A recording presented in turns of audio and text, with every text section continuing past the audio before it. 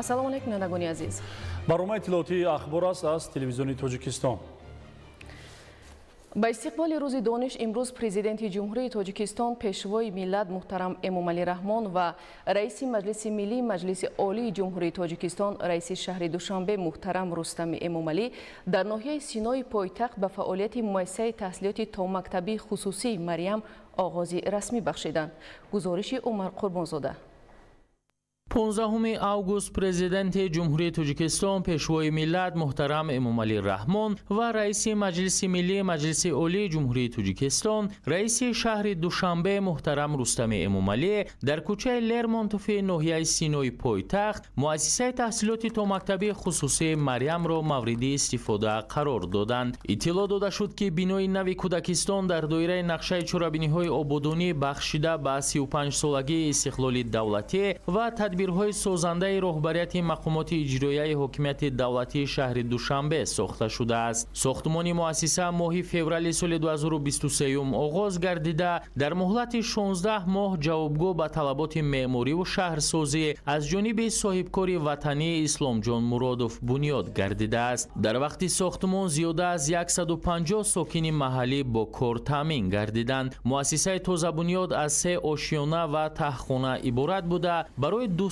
кӯдак пешбинӣ ва дар он барои инкишофи зеҳни кӯдакон аз худ кардани донишҳои замонавӣ ва машғул шудани онҳо ба бозиҳои гуногуни шавқовар шароити хуб фароҳам оварда шудааст. ҳамаи ҳуҷраҳои таълимӣ боғча бо лавозими зарурӣ аз ҷумла мезу курсӣ ва ҳар гуна бозичаҳои кӯдакона таъмин буда омӯзиш дар он бо 3 забон тоҷикӣ, русӣ ва англисӣ сурат мегирад. дар Кӯдакистони нав 30 парастор ва кормандони соҳаи педагогию маъмурӣ ва техникӣ ба кор таъмин шуданд. мо бисёр хушҳол ҳастем ки имрӯз бо иштироки пешвои муаззами миллат муҳтарам Эмомалӣ Раҳмон боғчаи кӯдаконаи хусусии Марьям ба истифода дода шуд. дар муассисаи мо тамоми шароитҳои зарурӣ барои таълиму тарбияи кӯдакон мавҷуд аст. мо омӯзгорон кӯшиш мекунем ки кӯдакону наврасонро дар рӯҳияи ватандӯстӣ тарбия намоем. дар саҳни ҳавлӣ боғча 6 айвонча, нуқтаҳои бозии кӯдакон, ҳайкалчаҳои қаҳрамонҳои афсонавӣ, фаввораҳои зебову назаррабо ва дигар воситаҳои дилхушӣ сохта шудааст ки ба муҳити ин мавзеъ зебоии дигар мебахшад. ҳудуди муассиса ҳамчунин бо гулу дарахтони ороишӣ сабзкорӣ шудааст. тибқи лоиҳа дар ин муассиса барои 10 гурӯҳ ҳуҷраҳои хоб, мусиқӣ, рақс, рассомӣ, ҳамчунин ҳамом, толори варзишӣ ва майдончаи бозӣ сохта шуда дар арафаи таҷлил аз 34-солагии истиқлоли давлатӣ ҳамчун тӯҳфаи арзанда ба кӯдакони хуштолии замони соҳиби истиқлолӣ мавриди истифода қарор гирифт. миннатдории самимии худро ба ҷаноби олӣ пешвои миллат президенти ҷумҳурии Тоҷикистон муҳтарам Эмомалӣ Раҳмон мерасонем ки таваҷҷӯҳи зиёд ба соҳаи маориф дошта пайваста барои рушди ин соҳа саҳми арзанда мегузоранд. махсусан дар рӯҳияи худшиносиву худогоҳӣ ва ватандӯстӣ тарбия кардани насли наврасу ҷавон ба мо омӯзгорон пайваста тавсияву маслиҳатҳои муфид медиҳанд. махз иқдомҳои созандаи пешвои миллат моро водор ба он мекунад дар тарбияи насли наврас саҳми арзандаи худро гузорем. президенти ҷумҳурии Тоҷикистон муҳтарам Эмомалӣ Раҳмон аснои шиносоӣ бо шароити фароҳамшуда ба сифати корҳо баҳои баланд дода иброз доштанд ки таҳсилоти томактабӣ барои ташаккули қобилияти зеҳнии наврасон марҳалаи хеле муҳим ба ҳисоб меравад. таъкид гардид ки вусъати чунин иқдомҳои ватандӯстона метавонад дар самти иҷрои талаботи стратегияи миллии рушди ҷумҳурии Тоҷикистон барои давраи то соли 2030 дар хусуси фарогирии ҳарчи бештари кӯдакон ба таҳсилоти томактабӣ нақш гузорад. ифтитоҳи Кӯдакистони замонавиро пешвои миллат муҳтарам Эмомалӣ Раҳмон тӯҳфаи арзишманд номида ба соҳибкори ҳимматбаланд барои ин иқдоми наку арзи сипос карданд. аз мураббиён даъват намуданд ки бо истифода аз шароити мусоид кӯдаконро дар рӯҳияи ватандӯстӣ тарбия намоянд то онҳо дар оянда барои пешрафти Тоҷикистони соҳиби истиқлол саҳми арзишманди худро гузоранд. امروز همچنین با اشتراک پرزیدنت جمهوری تاجیکستان پیشوای ملت محترم امامعلی رحمان و رئیس مجلس ملی مجلس عالی جمهوری تاجیکستان رئیس شهر دوشنبه محترم رستم امامعلی در ناحیه سینای شهر دوشنبه مرحله دوم مؤسسه تعلیمی خصوصی هوریزون مورد استفاده قرار داده شد. شهزاد رجبزاده گزارش می‌دهد. 15 август президенти ҷумҳурии тоҷикистон пешвои миллат муҳтарам эмомалӣ раҳмон ва раиси маҷлиси миллии маҷлиси олии ҷумҳурии тоҷикистон раиси шаҳри душанбе муҳтарам рустами эмомалӣ дар ноҳияи синои шаҳри душанбе марҳилаи дуюми муассисаи таълимии хусусии ҳоризонро ифтитоҳ намуданд. зимни шиносоӣ бо шароити муассиса ба пешвои миллат муҳтарам эмомалӣ раҳмон иттилоъ дода шуд ки иншоот барои ба таҳсил фаро гирифтани 820 хонанда дар як баст пешбинӣ шуда, дар он 54 омӯзгори соҳибтахассус бо кор таъмин шуданд. бинои таълимӣ дорои 38 симхонаи муҷаҳҳаз, ҳуҷраҳои корӣ, толори фарҳанг бо 500 ҷойи нишаст, китобхона, ошхона, толору майдончаи варзишӣ ва дигар ҳуҷраҳои ёрирасон буда ҷавобгӯ ба талаботи байналмилалӣ сохта шудааст. кабинетҳои фаннӣ аз ҷумла физика, химия, биология, технология информатсионӣ ва дигар шароити мусоиди таълимӣ ба ташаккули дониши муҳассилин мусоидат менамояд. миннатдории худро ба асосгузори сулҳу ваҳдати миллӣ, пешвои миллат, президенти ҷумҳурии тоҷикистон муҳтарам эмомалӣ раҳмон ва раиси шаҳри душанбе муҳтарам рустами эмомалӣ мерасонам ки мо насли наврас дар чунин муассисаҳои замонавии барҳаво таҳсил карда истодаем. дар муассисаи таълимии хусусии ҳоризон таълим ба забони англисӣ ба роҳ монда шуда ба тамоми шароитҳои замонавӣ муҷаҳҳаз гардонида шудааст. ҳар ки бо забони худ сухандон гардад, донистани сад забон осон гардад. мо насли наврас ба ин иқдоми пешгирифтаи ҷаноби олӣ ҷавобан ваъда медиҳем ки бо баҳои хубу аъло хонда ба ватани азизамон хизмат менамоем. барои фароҳам овардани шароити муосир симхонаҳо бо компютерҳои навтарин ва таҷҳизоти интерактивӣ таъмин гардиданд. ҳамзамон системаи гармидиҳӣ, равшанидиҳии каммасраф ва дастрасӣ ба шабакаи интернети босуръат шароити мувофиқро барои омӯзиш фароҳам меоранд. пешвои миллат муҳтарам эмомалӣ раҳмон дар робита ба дуруст ба роҳ мондани сифати таълиму тарбия таъкид намуданд ки маориф самти афзалиятноки сиёсати иҷтимоии давлат аст ва сармоягузорӣ ба он сармоягузорӣ ба ояндаи кишвар мебошад. ба сарвари давлат муҳтарам эмомалӣ раҳмон иттилоъ дода шуд ки раванди таълим дар муассиса пурра бо забони англисӣ ҷараён мегирад ва он бо системаи STEM Education ки яке аз пурнуфузтарин низоми омӯзиш дар давлатҳои пешрафтаи ҷаҳон ба шумор меравад, роҳандозӣ гардидааст. ҳамчунин ҷиҳати дар сатҳи баланд гузарондани машғулиятҳо ба муассиса омӯзгорони ҷавону ботаҷриба аз дохил ва хориҷи кишвар ҷалб гардиданд. мо омӯзгорон бо ҳисси баланди масъулиятнокӣ дар назди пешвои миллат президенти ҷумҳурии тоҷикистон муҳтарам эмомалӣ раҳмон ваъда медиҳем ки барои омода намудани насли наврас ва тарбия намудани ҷавонони имрӯза камар мебандем. аз фурсат истифода бурда ба асосгузори сулҳу ваҳдати миллӣ пешвои миллат президенти ҷумҳурии тоҷикистон муҳтарам эмомалӣ раҳмон миннатдорӣ ва сипоси самимонаи худро изҳор менамоем ки барои мо чунин мактаби замонавиро ифтитоҳ намуданд. ифтитоҳи ин муассиса як қадами устувор дар роҳи татбиқи стратегияи миллии рушди маориф то соли 2040 мебошад ва ба тақвияти нерӯи зеҳнии насли наврас, боло бурдани сатҳи саводнокӣ ва тавсеаи имкониятҳои таълимӣ мусоидат хоҳад кард. ман ҳамчун омӯзгор миннатдории худро ба президенти ҷумҳурии тоҷикистон муҳтарам эмомалӣ раҳмон ва раиси шаҳри душанбе муҳтарам рустами эмомалӣ мерасонам ки барои мо чунин як бинои нави замонавиро ифтитоҳ намуданд. мо кӯшиш менамоем ки насли наврасро тавре тарбия намоем ки дар оянда ҳамчун насли созандаи ватан ба воя бирасанд ва номбардори ҷумҳурии тоҷикистон дар арсаи байналмилалӣ шаванд.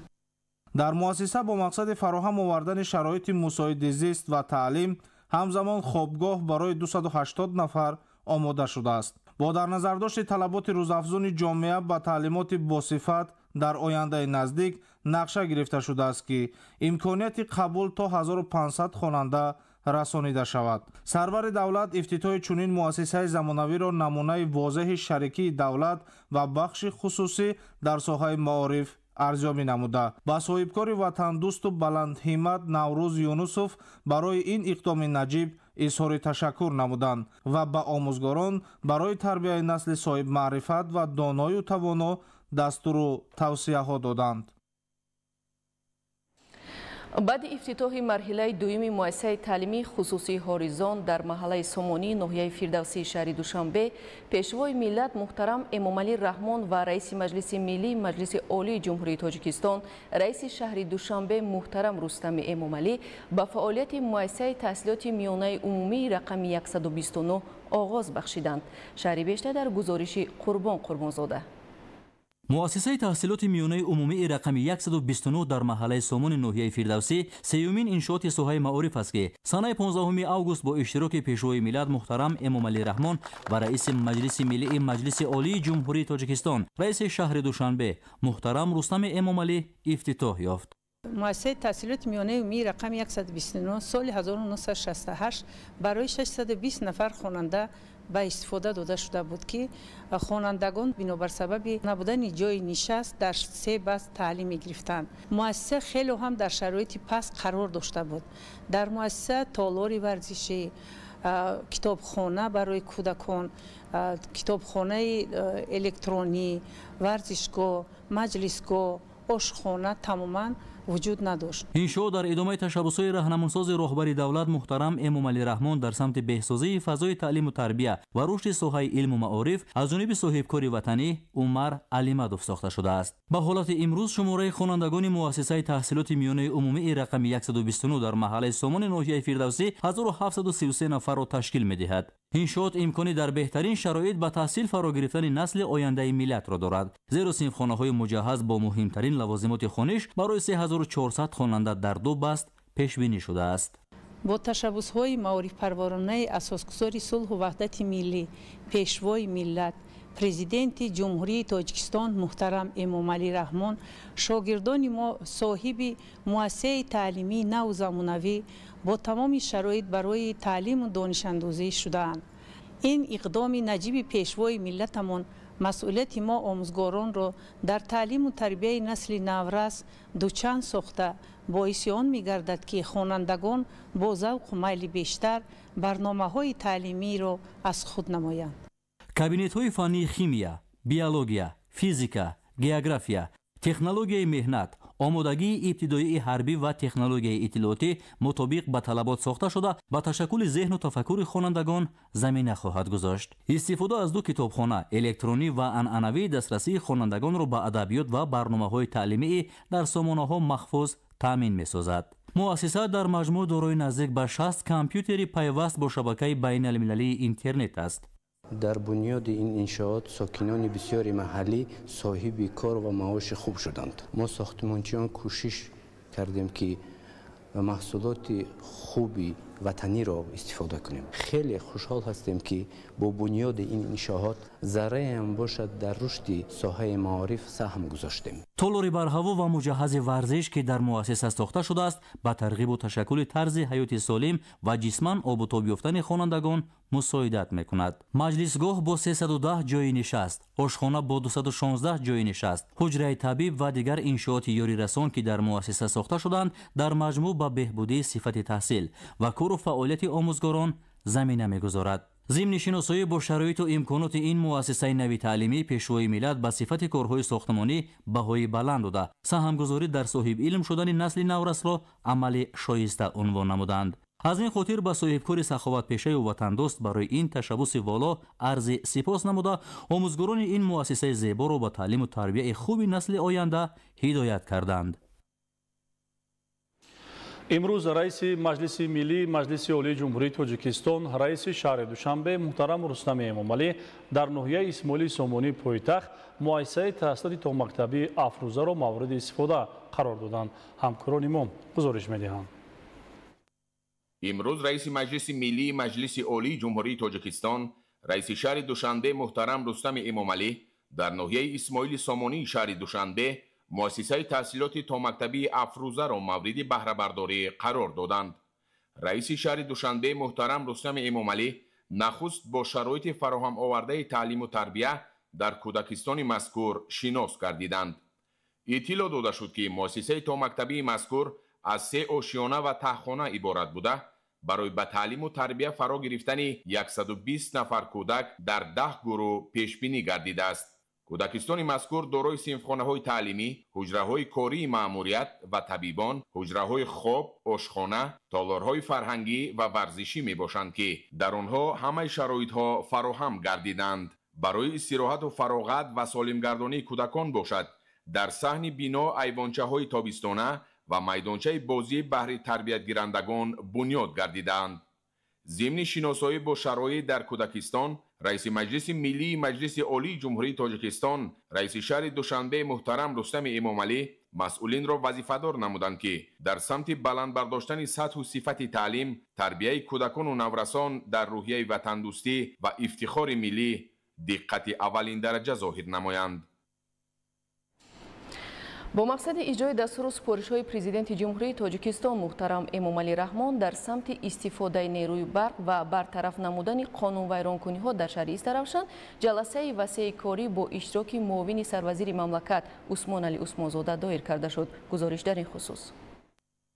дар қасри фарҳанги шаҳри Истаравшан таҳти роҳбарии муовини сарвазири ҷумҳурии тоҷикистон Усмоналӣ Усмонзода ҷаласаи навбатии гурӯҳи кории ҳукумати ҷумҳурии тоҷикистон ки аз ҳисоби вазорати идораҳои дахлдор ташкил шудааст дар мавзӯи пешгирӣ аз насб ва истифодаи таҷҳизоти истеҳсори криптоасъор, коҳиш додани талафоти нерӯи барқ ва ҷамъоварии маблағи барқи истифодашуда доир гардид. дар ҷаласаи васеъи гурӯҳи корӣ натиҷаи фаъолияти филиали ҷамъияти саҳомии кушодаи шабакаҳои тақсимоти барқи минтақаи Истаравшан дар 7 моҳи соли 2025 рафти иҷрои камбудиҳо ва эродҳои дар ҷаласаи чанде пеш сипаришудаи гурӯҳи доимамалкунандаи ҳукумати мамлакат баён гардида мавриди баррасӣ қарор дода шуд. қайд гардид ки фаъолияту корҳои то имрӯз анҷомдодаи масъулину кормандони филиали ҷамъияти саҳомии кушодаи шабакаҳои тақсимоти барқи минтақаи Истаравшан ғайриқаноатбахш ҳисобида шуда, минбаъд масъулин ҷиҳати иҷрои саривақтии дастуру супоришҳои роҳбарияти олии мамлакат бояд ҷаҳду талош варзанд. мушоҳидаҳо нишон медиҳад ки гирифтани маблағи иловагӣ ҳангоми васлу насби ҳисобкунакҳои барқӣ,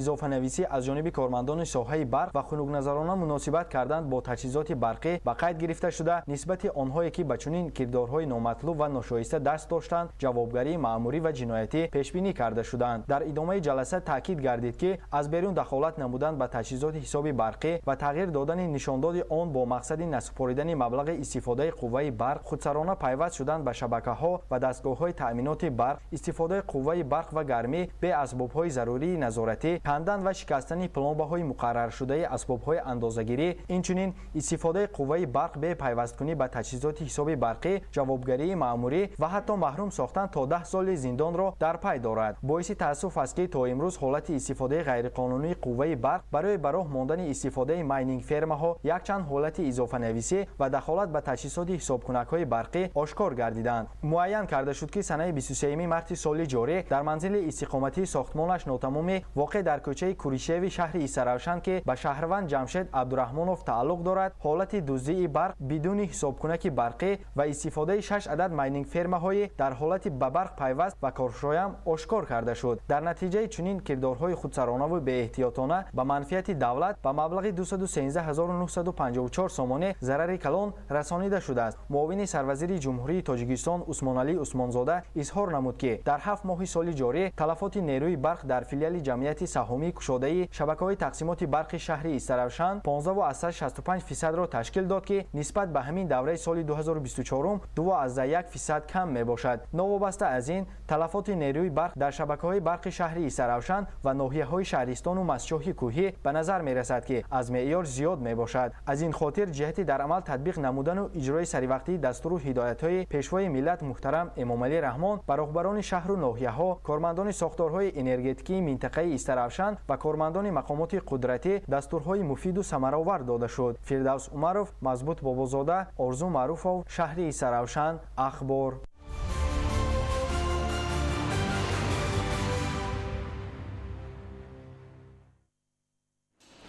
имрӯз дар шаҳри душанбе маросими имзо ва табодули ёддоштҳои байни ҳукумати ҷумҳурии тоҷикистон ва ҳукумати ҷопон вобаста ба идомаи ҳамкориҳои иқтисодӣ ба мақсади рушди иқтисодӣ, иҷтимоӣ ва захираҳои инсонӣ баргузор гардид. қабули санадҳои мазкур барои ташкили ҳамкориҳо бо ҷониби ҷопон дар давраи навбатии таҳсил замина фароҳам оварда, тибқи тартиби муқаррар гардида, чорабиниҳои таблиғотии лоиҳаи GDSE дар вазорату идораҳои дахлдор бо иштироки 746 нафар баргузор карда шуд. Айни замон таҳсили 30 нафар дар магистратура ва 1 нафар дар докторантура дар ҷопон идома дорад. Дар дораи ин санадҳо 16 нафар хизматчони давлатии Тоҷикистон, аз ҷумла 15 нафар дар магистратура ва 1 нафар дар докторантура имкон пайдо мекунанд ки дар донишгоҳҳои ҷопон таҳсил кунанд. имзо ва табодули ёддоштҳо барои омода намудани мутахассисони ба талаботи муосири идоракунӣ ҷавобгӯ мусоидат хоҳад кард. با استقبال جشن 34 سالگی استقلال دولتی جمهوری تاجیکستان در ناحیه وسه روند کارهای آمادگی مرامی تازه کسب نموده است. در این زمینه با صورت کارهای بنیادکاری و سازندگی تازه و آزاده نمودن نزد تشکیلات و مؤسسه‌ها، فراهمسازی شرایط کار و خدمت رسانی و تأسیس جایهای نوی کاری در ناحیه دقت ضروری روانه گردیده است. انورشاه سیدعلی زاده گزارش می‌دهد. истиқлолият чун рамзи озодию ягонагӣ ба мо тамоми имкониятҳоро фароҳам оварда, чун хуршеди дурахшон роҳи ояндаи моро нуру зиё бахшид ва баҳри амалӣ намудани ҳадафу мақсадҳои накун нерӯи тозаро эҳдос сохт. маҳз бо пайки ин неъмати бебаҳо имрӯз кишвари моро дар арсаи байналмилалӣ мешиносанду ба тамоми дастовард ва фарҳангу тамаддуни гузаштаи мо арҷ мегузоранд. дар як муддати кӯтоҳ истиқлолият тавонист ки чун нерӯ ба пешрафту шукуфоии миллати тоҷик заминаи мустаҳкам гузорад. имрӯзҳо омодагиҳо ба истиқболи сазовори 34-солагии истиқлоли давлатӣ дар шаҳру ноҳияҳои мамлакат дар сатҳи баланд ба роҳ монда шудааст. ҷиҳати таҷлили бошукӯҳи ин санаи муҳими таърихӣ дар ноҳияи восе, масъулони мақомоти иҷроияи ҳокимияти давлатӣ, соҳибкорони бонангу ори маҳаллӣ ва сокинони шарафманд омодагиҳои ҳамаҷониба дида табдирҳои обудонию созандагиро рӯз аз рӯз вусъат мебахшанд. сокинони сарбаланди ноҳияи восе дарк менамоянд ки истиқлоли давлатӣ муқаддастарину арзишмандтарин неъмати дунё, рукни асосии давлати озод, рамзи шарафу номуси ватандорӣ ва нерӯи таконбахши ҳаёти ҳаррӯзаи мост. маҳз бо дарки ҳамин маънӣ имрӯзҳо сокинони заҳматқарини ноҳияи восе баҳри таҳкими истиқлол, ҳифзи арзишҳои миллӣ, ривоҷи бунёдкорию созандагӣ ва ободкориҳо, рушду пешрафти соҳаҳои гуногуни ҷомеа камари ҳиммат ба 34-умин солгари ҷашни фархундаи миллат истиқлоли давлатиро бо дастовардҳои назарраси меҳнатӣ хушу хотирмон пешвоз хоҳанд гирифт. аз 408 иншооте ки бахшида ба ҷашни 35-солагии истиқлоли давлатии ҷумҳурии тоҷикистон ба нақша гирифта шудааст, то имрӯз 318 иншоот ба истифода дода шудааст ва дар арафаи 34-солагии истиқлоли давлатии ҷумҳурии тоҷикистон ба нақша аст ки зиёда аз 30 иншооти дигар ба истифода дода шаванд. воқеан дар даврони соҳибистиқлолии мамлакат соҳаҳои мухталифи ноҳияи восе ба хусус саноат, иқтисод, кишоварзӣ, маорифу тандурустӣ, фарҳангу варзиш рушду нуму намудан ва дигаргуниҳои аз ин ба вуқӯъ пайваст ки ин ҳамаро сокинони шарафманди ноҳия ба иқдому ташаббус, сиёсати созанда ва дастуру ҳидоятҳои беназири пешвои миллат президенти ҷумҳурии Тоҷикистон муҳтарам Эмомалӣ Раҳмон рабт медиҳанд.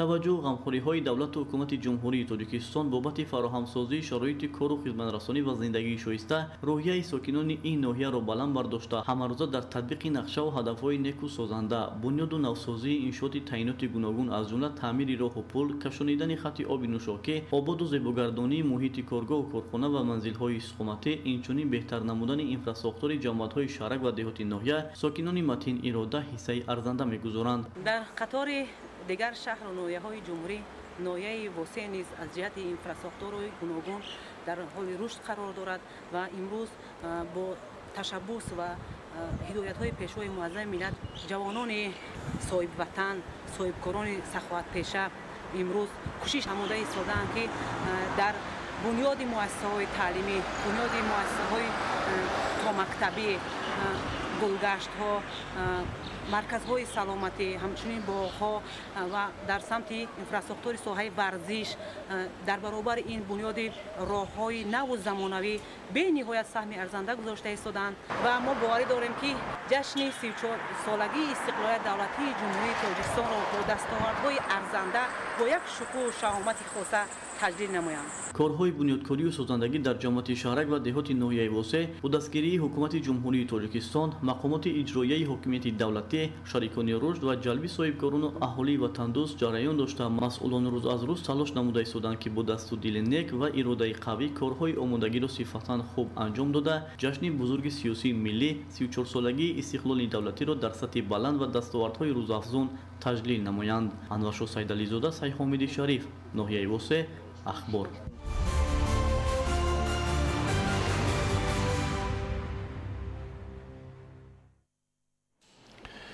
раҳои бахшидани кишвар аз бомбаси коммуникатсионӣ яке аз 4 ҳадафи стратегии ҳукумати ҷумҳурии Тоҷикистон маҳсуб меёбад. Дар доираи татбиқи ин ҳадаф дар Тоҷикистон нақд пул ва роҳҳои дорои аҳамияти байналмилалӣ дошта сохта шуда имконият барои ҳаракат дар 4 фасли сол таъмин гардид. Наврӯзшоҳи Азизуллоҳ гузориш медиҳад. бунёду мавриди истифода қарор гирифтани 4 нақд ва пулроҳҳо дар масири Душанбе Кулобхорух ба рушди боркашонии байналмилалӣ, сайёҳӣ ва рафтуомади шаҳрвандон мусоидат намуд. муҳимтар аз ҳама монеаҳо бартараф ва ҳаракат дар ин масир давоми 4 фасли сол таъмин шуд. рӯзҳои душвори гузаштаро имрӯз сокинони Бадахшон ҳамчун хотира ёд меоранд. роҳҳо дар Бадахшон пеш вақт вайрону валангур буданд. оле бибинед пешвои миллат чӣ хел роҳҳо ба мо сохта истодааст. раҳмати калон ба пешвои миллат. тоҷикистон дар рейтинги кишварҳо аз ҷиҳати сифати роҳҳо дар байни иттиҳоди давлатҳои мустақил мақоми дуюм ва дар байни кишварҳои осиёи марказӣ мақоми аввалро ишғол намудааст. طبق همین ارزیابی سال 2016 صفت راههای تاجیکستان در زینه 50 بود. این در حالی است که در سالهای اولی صاحب استقلالی راه و نقلیات یکی از مشکلات اساسی محسوب می‌یافت و در فصل زمستان و اولی بهار حتی ماه‌ها از یک منطقه به منطقه دیگر رفته نمی‌شد.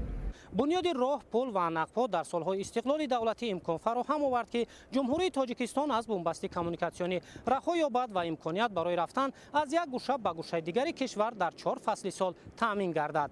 امروز قلمرو جمهوری تاجیکستان همچون ترانزیت استفاده می‌گردد. تطبیق سیاست سازنده راهبری دولت و عملی شوی هدف‌های استراتژی با رشد بارکشانی بین‌المللی توسط قلمرو تاجیکستان از جمله راه دوشنبه خوروغ کلما مساعدت نمود. در زمان پیشین در حد 5-6 ماه محکم بودن این راه‌ها و رفت و آمد نکردن مردم و کشانیدن بار مال و خدمات نتوانست رسانیدن این گناهکارها البته با اقتصادات اون منطقه تاثیر منفی میرسون، مشکلات زیادی رو میآورد. اکنون امروز در اون منطقه است نیز رشد تجارت، رشد صنعت، رشد ساحه کشاورزی، رشد ساحه‌های در مجموع ساحه اقتصادی خلق زیاد است. در ادامه عملی شوی هدف‌های حکومت کشور حالا تجدید قطعه قلعه خون ونج درآمدگاه روشن راه دوشنبه کلما جریان دارد. در بسیار قسمت‌ها علاقه برای حرکت مطابق با طلبات شرایط فراهم آورده شده است. در دیگر قطعه‌ها برطرف کنی قسمت‌های کوه، سنگ و خاک، هموار کنی و فراهم آوردن شرایط مساعد برای حرکت نقلیات جریان دارد. در دایره اجرای سفارش‌های راهبری دولت انجام با صفت کار و فراهمسازی شرایط برای خدمت‌رسانی سطح بلند از هدف اساسی مرکزی تطبیق لایحه تجدید راه اتومبیلگرد دوشنبه چناق محسوب می‌یابد. در دایره بنیادی قطعه قلعه خنب، ونج درآمدگاه روشن، 15 پل ماشین‌گذر، 2 نقب کلان، 5 دالان ضد ترموی و 200 قبور آبگذر ساخته می‌شود. در زمینه دستگیری و توجه پیوسته حکومت کشور کوه‌های سر به فلک شکافته شده برای رفت و آمد شهروندان و انتقال مال و محصولات مطابق با طلبات امکانیت فراهم آورده می شود. حالا در مجموع جهت سری وقت و طبق معیارهای لایحه‌ای با انجام رسانیدن ساختمان 225 تکنیک و مکانیزم ها سفربر کرده شده است. در اصل ساختمان 886 نفر کارگر و متخصص با شغل دائمی تامین هستند. سالهای پیش وقتی که با پایتخت کشورمون شهر دوشنبه راسپور می شدیم قریب دوام 2-3 روز با مشکل‌های زیادی روبرو می گشتیم و امروز خوشبختانه راه‌های از پایتخت کشور تو نویای دروز، از نویای دروز تو شهر خوروغ انا ساخته شده ایستادند، از نوسازی شده ایستادند. در دیگر قسمت‌های قلعه قلعه خون ونج درآمدگاه روشن راه اهمیت بین‌المللی داشته دوشنبه کلما اسفالت پوشکنی ادامه دارد. روند ساختمان و نتیجه‌ها ثابتگری آن است که هدف‌های حکومت کشور مرحله به مرحله عملی و زمینه‌ها برای رشد دوچند تامین می‌شود.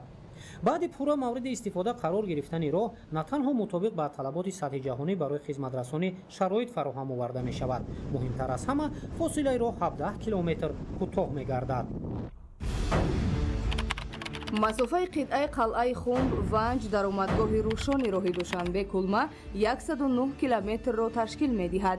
баъди ба истифода дода шудани ин қитъа он ба 92 километр баробар гардида масофаи роҳ 17 километр кӯтоҳ мешавад.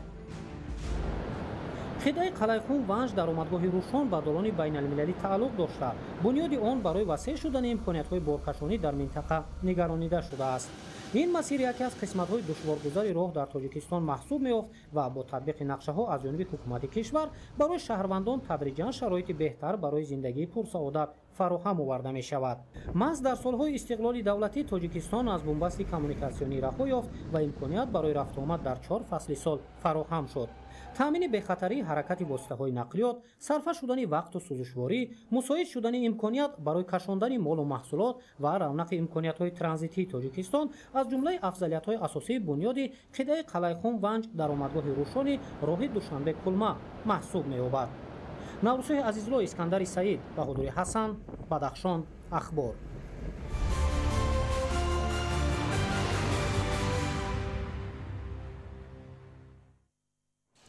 нашъамандӣ ва қочоқи он ҳамчун зуҳуроти номатлуби аср ҷаҳонiyonро ба ташвиш оварда мубориза алайҳи он дар мадди аввали фаъолияти давлатҳо ва созмонҳои бонуфуз қарор дорад.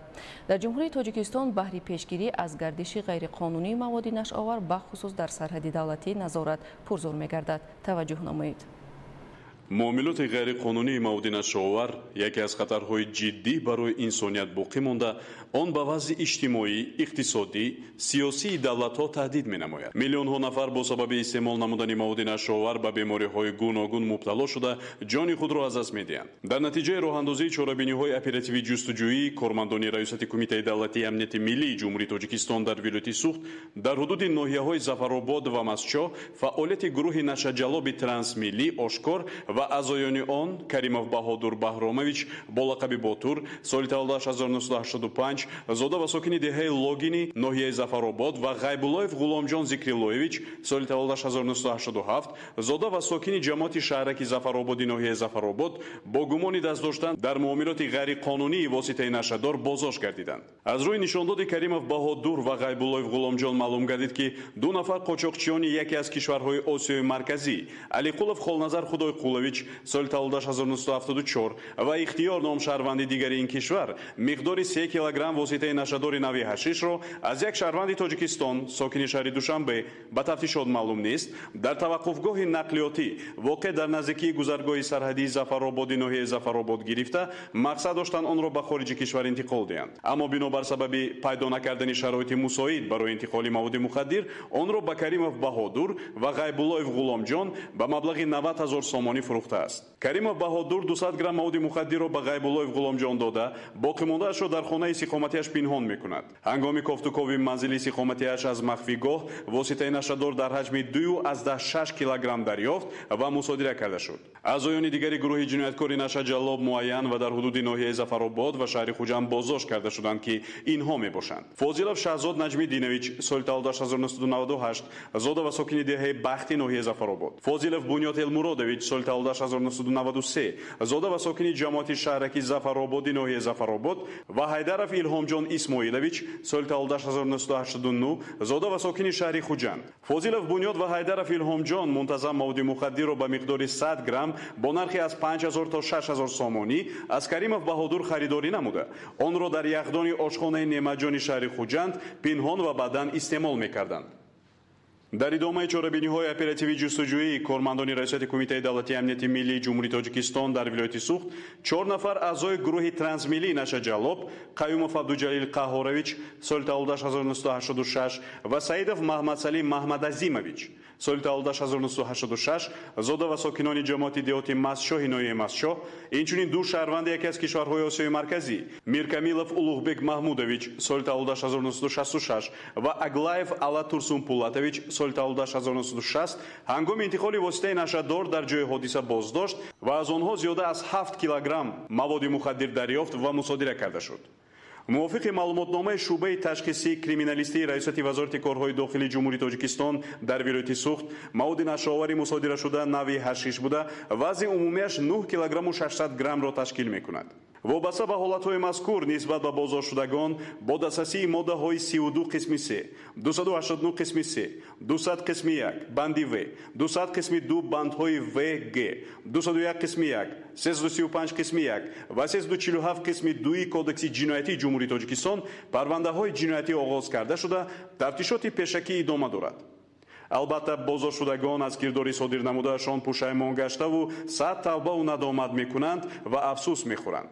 аммо намедонанд ки пушаймонӣ суд надорад, зеро онҳо аллакай қадам ба пайраҳаи ҷиноят гузошта даст ба амали ношоиста заданд. ҳар нафаре ки ҷиноят содир мекунад ҳатман тибқи қонун ба ҷавобгарии ҷиноятӣ кашида мешавад.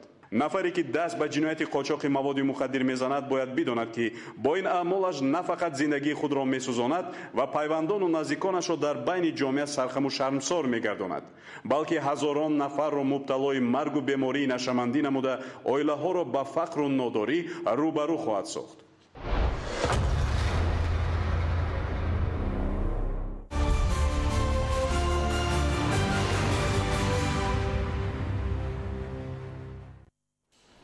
бахшида ба оғози соли нави таҳсили 2025-2026 дар ноҳияи шоҳмансури шаҳри душанбе бо иштироки доираи васеъи омӯзгорон ҳамоиши илмӣ баргузор гардид.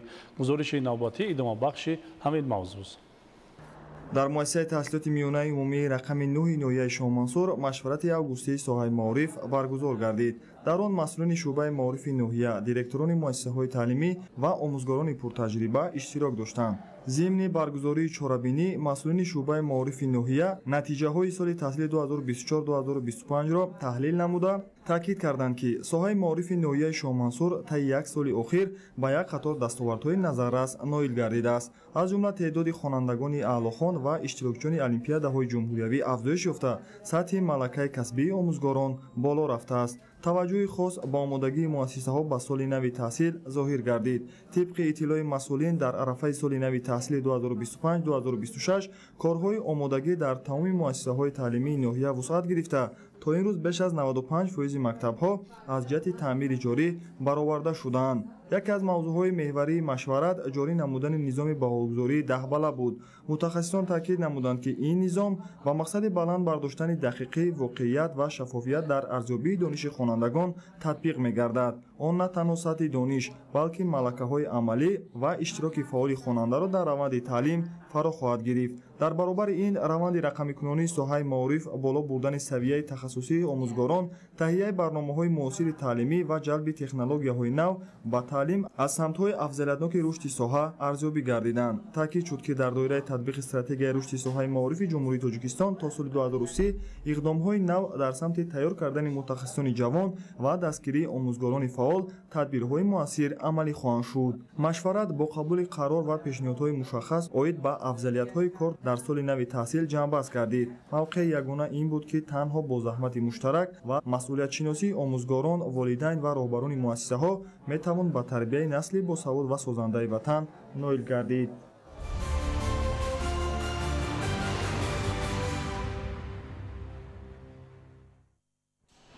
бо мақсаде дар сатҳи баланд истиқбол гирифтани соли нави таҳсил дар ноҳияи абдурахмони ҷоми муассисаҳои таълимӣ аз таъмири босифат бароварда шуданд. тафсилоти бештар дар гузориши ҳамкоронамон. дар мавсими таътили тобистонаи мактаббачагон масъулини шуъбаи маорифи ноҳияи абдурахмони ҷомеъ бо аҳли омӯзгорон корҳои таъмириро дар муассисаҳои таълимии ҳудуди ноҳия оғоз намуда то имрӯз дар ҳама муассисаҳо раванди таъмирро бо сифати баланд ба анҷом расониданд. тавре иттилоъ дода шуд, дар ноҳияи абдурахмони ҷомеъ 64 муассисаи таълимӣ фаъолият дошта баҳри истиқболи арзандаи хонандагон ба соли нави хониш бо дастгирии мақомоти маҳаллӣ ва саҳми кумитаи падару модарон ҳамаи муассисаҳо пурра аз таъмири ҷорӣ бароварда шудааст. дар ин раванд аҳли омӯзгорони муассисаи таълимии рақами 2 дар якҷоягӣ бо кумитаи падару модарон тамоми синфхонаҳоро бо сифати баланд таъмир намуда ба соли нави таҳсил омодагии ҳамаҷониба диданд. бояд гуфт ки ҳамасола бо таваҷҷӯҳ дастгириҳои ҳукумати ҷумҳурии тоҷикистон дар соҳаи маориф шароити мусоиди таълиму тарбия баҳри насли наврас фароҳам гардонида мешавад. дар ҳамин замина дар ноҳияи абдурахмони ҷомӣ барои боз ҳам беҳтарсозии раванди таълиму тарбия муассисаҳои нави таълимӣ ва синфхонаҳои иловагӣ бунёд гардида муҳассилин бо шароити муосир таъмин мегарданд. масъулини шӯъбаи маорифи ноҳияи абдурахмони ҷомӣ ҳадаф ба он равона намуданд ки дар соли нави таҳсил баҳри муҳассилин шароити мусоиди илмомӯзӣ фароҳам оварда шавад ва хонандагон аз имконоти муҳайё гардида ба таври васеъ истифода намоянд ва ба ин васила сатҳи донишу маърифати хешро беҳтар созанд. Самандар Шоев, Мусои Нурмуҳаммад, ноҳияи абдурахмони ҷомӣ, Ахбор.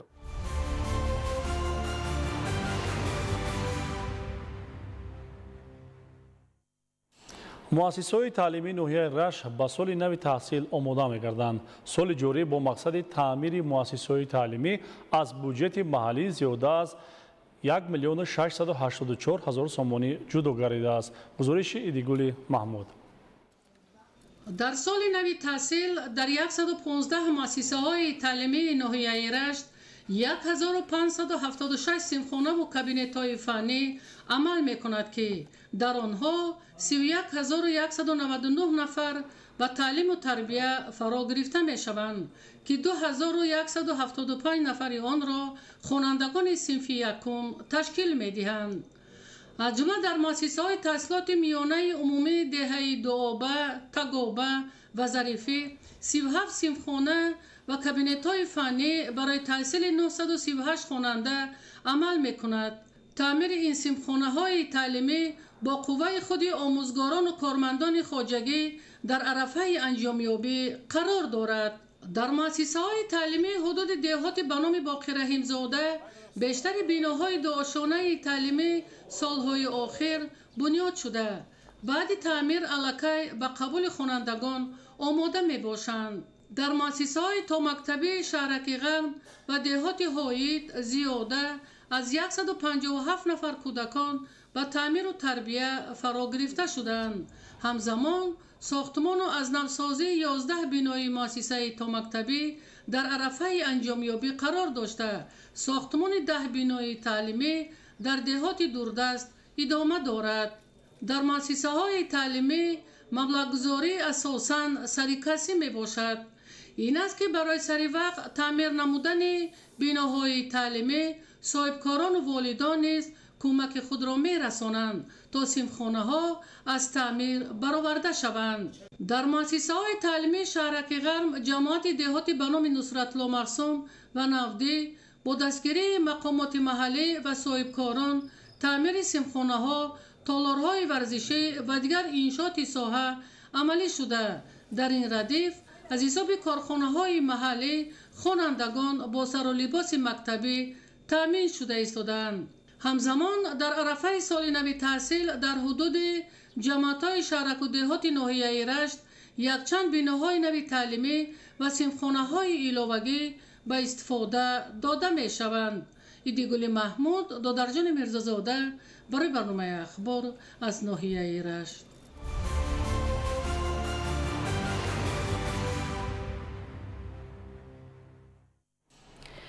дар шаҳри Женева конференсияи Швейтсария имконияти сайёҳии ҷумҳурии Тоҷикистон муаррифӣ гардид. ҳамкорони мо гузориш медиҳанд.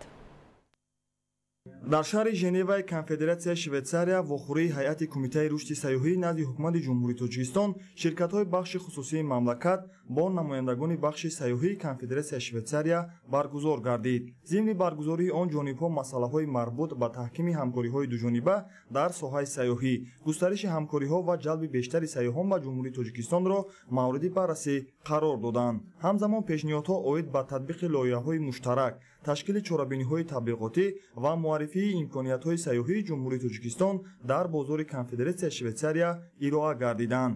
итминон меравад ки ҳамкориҳо бо ширкатҳои сайёҳии Конфедератсияи Швейтсария барои таҳкими мавқеи ҷумҳурии Тоҷикистон дар бозори байналмилалии сайёҳӣ, ҷалби сармоягузорӣ ва рушди устувори бахши сайёҳӣ заминаи мусоид фароҳам хоҳад овард. ҳамзамон иқтидорҳои сайёҳии Тоҷикистон дар васоити ахбори оммаи Швейтсария васеъ инъикос гардиданд. иброз гардид ки яке аз муҳимтарин соҳаҳои равобити Тоҷикистон ва Швейтсария ин ҳамкорӣ баҳри рушд мебошад. муносибатҳои дипломатӣ байни ҷумҳурии Тоҷикистон ва Конфедератсияи Швейтсария 9 декабри соли 1992 барқарор шуданд.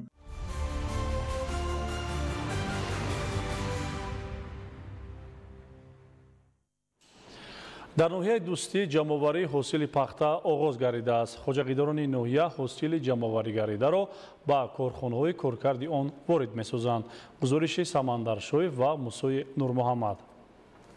маҷмуан дар ноҳияи дӯстӣ 14720 гектар заминҳои корами обӣ буда, дар масоҳати 7790 гектари он кишти пунбадона гузаронида шудааст. тибқи иттилои масъулини раёсати кишоварзии ноҳия, ҳамасола кишоварзони пахтакор бо истифода аз интихоби тухмиҳои хушсифати навъҳои пунбадонаи хориҷиву ватанӣ ва риояи дурусти саривақтии агротехникаи кишту парвариш ба гирифтани ҳосили дилхоҳ ноил гардида, аз аввалинҳо шуда аз уҳдаи дурнамои иҷроиши пахта мебароянд. мо имрӯз тасмим гирифтем ки дар ҷамъияти деҳоти Нури Бахш ҷамъоварии пахтаро оғоз намоем. имсол заҳматкашони ноҳияи дӯстӣ бояд мувофиқи дурнамо 19600 тонна пахта ба пунктҳои пахта қабулкунӣ супоранд. мо нақша дорем ки 21000 тонна нақшаро барҷоят иҷро намоем.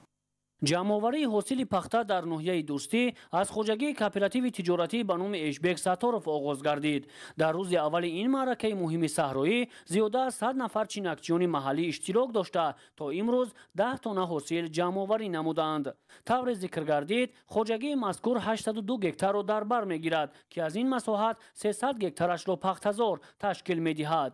мо имсол 7790 гектар пунбадона киш гузарондем. аз замин қариб 3443 гектар зери пленка кишиданд. соли гузашта хоҷагиёт деҳқонӣ ҳам 50-60 гектар гузашта бошад. имсол қариб 1000 гектар сули чини киш гузарондем. аз ҳисоби ҳамин мана ҳосили ҳам ҳозир мана дида истин ҳосил нағз гирифта имсол то 25 то 30-40 сентер ҳосил баромаданд. ҳаст яке хоҷагиёт то 50 сентер ҳам пахта дорад. айни замон маъракаи қонучини ҳосили пахта дар хоҷагии мазкур бо маром идома дошта, сокинон давоми рӯз то 100 килограмм ҳосил ҷамъоварӣ ва бо нархи 1 сомонӣ пешкаши масъулини хоҷагӣ мегардонанд. тавре гуфта шуд, минбаъд низ дар дигар хоҷагиҳои деҳқонии ноҳия ҷамъоварии ҳосили пахта суръат бахшида шуда, то охирин буғчаи ниҳоли пахта ҳосил ҷамъоварӣ ва ба корхонаҳои коркарди пахта супорида мешавад, то дар таъмини корхонаҳои истеҳсолӣ бо чунин ашёи хоми саноатӣ ҳиссаи арзанда гузоранд. Самандар Шоев, Мусои Нурмуҳаммад, Давлати Файзулло, ноҳияи дӯстӣ, Ахбор.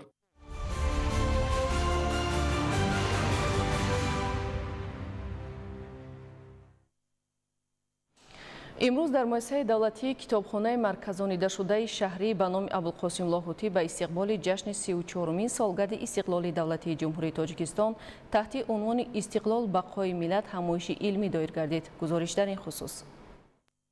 чорабинӣ бо мақсади арҷгузорӣ ба арзишҳои миллӣ, баланд бардоштани ҳисси ватандӯстӣ дар миёни насли наврас ва шиносоии амиқ бо таърихи истиқлоли кишвар бо иштироки кормандон, олимону донишмандон ва таърихнигорон барпо шуд. таъкид гардид ки дар даврони истиқлоли давлатӣ бо сарварии пешвои миллат муҳтарам Эмомалӣ Раҳмон, Тоҷикистон дар арсаи байналмилалӣ ҳамчун кишвари ташаббускор эътироф гардида, ҳамчун миллати тамаддунсозу сулҳуофар аз нуфузу эътибори хоса дар арсаи ҷаҳонӣ бархурдор аст. зикр гардид ки истиқлол барои миллати тоҷик танҳо озодии сиёсӣ нест, балки рамзи ҳастии таърихӣ ва кафили рушду пешрафти давлату миллат мебошад. бахши дигари ин чорабиниро намоиши китоб ва ҳунарҳои мардумӣ аз қабили асарҳои пешвои миллат ва адибони барҷастаи халқи тоҷик, инчунин чакан, гулдӯзӣ ва асбобҳои мусиқӣ ки таҷассумгари дастовардҳои даврони соҳибистиқлолӣ мебошад, ташкил медод ки аз ҷониби масъулини китобхонаи шаҳрӣ ба номи Абулқосим Лоҳутӣ оро ёфта буд.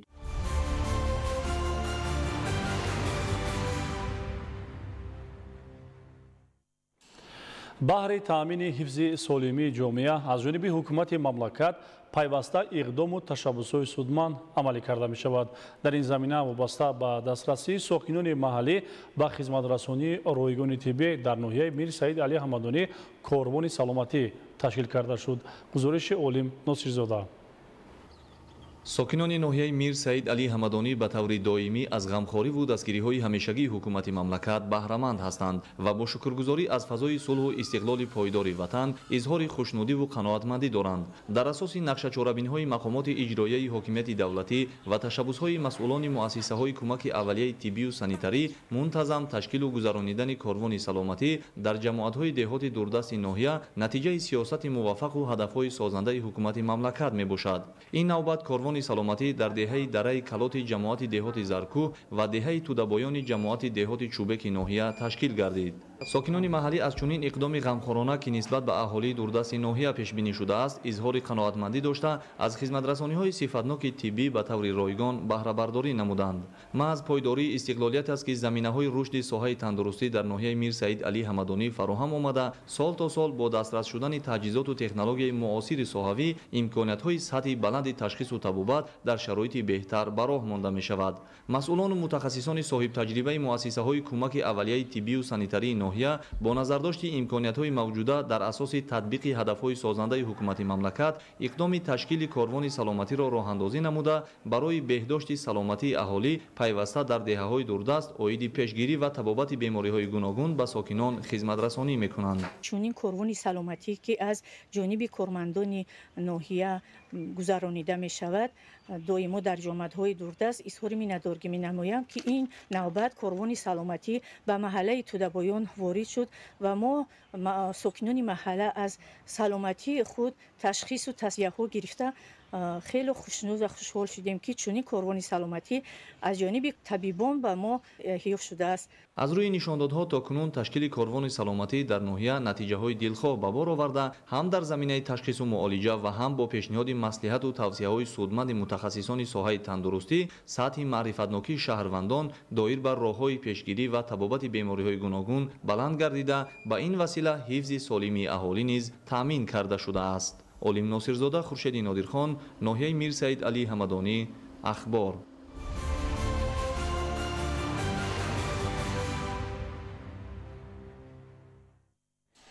дар испания бар асари сӯхтори беш аз 5000 нафар маҷбур шуданд ки манзилҳои истиқоматиашонро тарк намоянд. дар як минтақаи кӯҳии қисми шимолии Ҳиндустон боришот сабаби обхезӣ гардид. бар асари офати табиӣ беш аз 32 нафар ба ҳалокат расида, наздики 100 каси дигар бенишон шуданд. шарҳи ин ва дигар хабарҳо аз хориҷи мамлакат.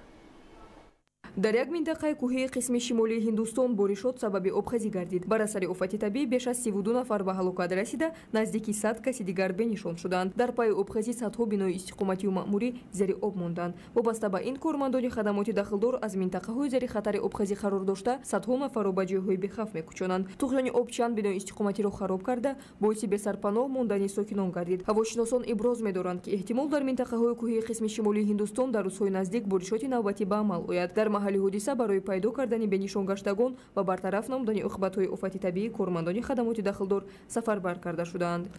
бар асари ғарқ шудани қайиқи чӯбин дар соҳили ҷазираи Лампедузаи Италия 26 нафар гуреза ба ҳалокат расида, чанд каси дигар бенишон шуданд. аз ин рӯ эҳтимол шумораи ҳалокшудагон афзоиш ёбад. ба кормандони хадамоти дахлдор муяссар гардид ки 32 нафарро наҷот диҳанд ки дар миёни онҳо занону кӯдакон низ ҳаст. ба гуфтаи кормандони хадамоти дахлдор дар дохили қайиқ беш аз 60 гуреза аз кишварҳои Африқо қарор доштанд. қочоқчиён аксар вақт муҳоҷиронро бо қайиқҳои хатарнок тавассути баҳри миёназамин вориди давлатҳои Иттиҳоди Аврупо интиқол медиҳанд. мувофиқи маълумоти пешакӣ қайиқи гурезагон дар натиҷаи ба амал омадани тӯфон ва баланд гардидани мавҷҳои баҳр чаппа шуда ғарқ гардидааст. муҳофизони назди соҳилӣ бенишоншудагонро ҷустуҷӯ доранд. намояндагони Созмони Милали Муттаҳид иброз медоранд ки моҳҳои охир садҳо гурезагони кишварҳои африқоӣ дар чунин сафарҳои хатарнок дар баҳри миёназамин ҳалоку бенишон шудаанд. борони шадид дар штати Теннесси Иёлоти Муттаҳидаи Амрико обхезиро ба амал овард. дар пайи офати табиӣ 3 нафар ба ҳалокат расида, як каси дигар бедарак гардид. бар асари офати табиӣ садҳо бинои истиқоматию маъмурӣ зери об монданд. вобаста ба ин кормандони хадамоти дахлдор аз минтақаҳои зери хатари обхезӣ қарор дошта садҳо нафарро ба ҷойҳои бехавф мекӯчонанд. туғёни об хатто интиқоли нерӯи барқро корношоям карда, сокинони чанд минтақа аз истифодаи барқу алоқа маҳрум монданд. вобаста ба ин фаъолияти муассисаҳои таълимии миёна ва бохчаҳои кӯдакона қатъ гардиданд. обхезӣ ба фаъолияти фурудгоҳҳо низ халал ворид карда, боиси ба вақти дигар гузоштани парвози ҳавопаймоҳо ба даҳҳо хат сайри дохиливу хориҷӣ шуд. дар маҳалли ҳодиса кормандони хадамоти наҷотдиҳӣ барои бартараф намудани оқибатҳои офати табиӣ ба таври шабонарӯзӣ фаъолият доранд.